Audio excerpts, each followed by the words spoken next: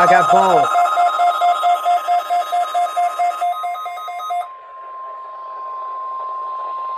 This is a test of NOAA Weather Radio's warning alarm systems.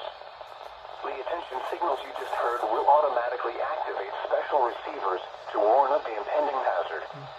Reception of this broadcast and the warning alarm feature will vary with distance from the transmitter. This test is conducted each Wednesday between 11 a.m. and noon, but may be postponed if there is hazardous weather in the region. In that case, the test will be held on the first available good weather day. We now return to our regular programming.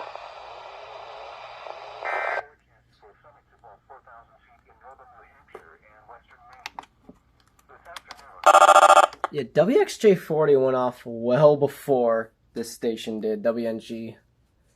Dang.